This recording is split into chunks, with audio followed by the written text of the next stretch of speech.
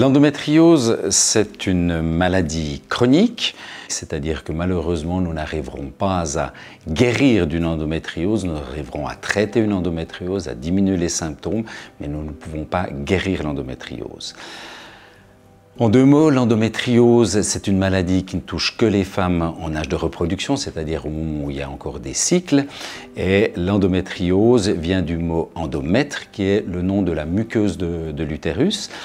Et lors d'endométriose, malheureusement, cette muqueuse va se déposer à l'intérieur de l'abdomen. Donc il faut savoir que lorsqu'une femme a ses règles, il y a évidemment du sang qui va couler par le vagin, mais il y a du sang qui va aussi revenir en arrière dans la cavité abdominale en passant par les trompes.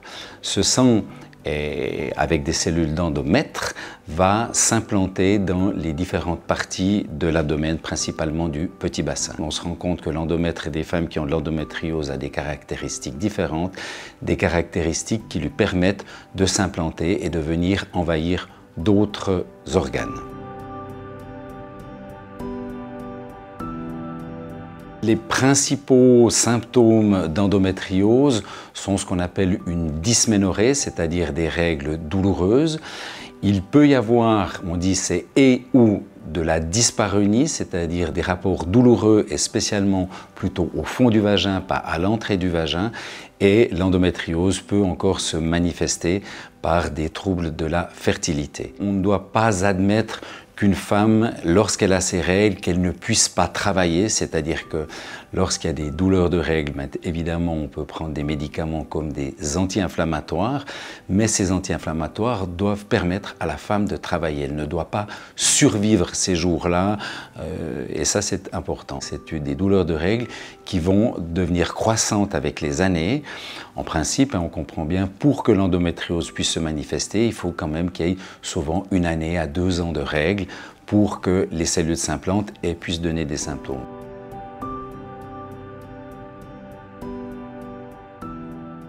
Le traitement commencera dans un premier temps par une exploration et un traitement chirurgical. Le traitement chirurgical n'est pas suffisant, c'est-à-dire que si on opère une patiente d'endométriose et qu'elle n'a qu'un traitement chirurgical, on peut penser qu'il y aura une récidive dans les 2 ans, dans 70 à 90% des situations. Donc il est indispensable d'avoir un traitement médical après le traitement chirurgical.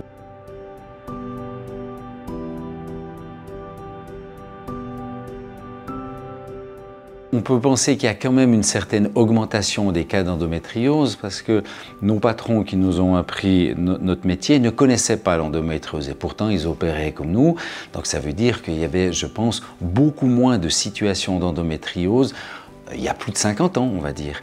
Et maintenant, pourquoi on en diagnostique plus? Alors on en diagnostique plus évidemment parce qu'on est beaucoup plus attentif, mais on a quand même l'impression que le nombre de cas d'endométriose augmente et ceci n'est pas lié à notre détection, mais simplement à la maladie elle-même.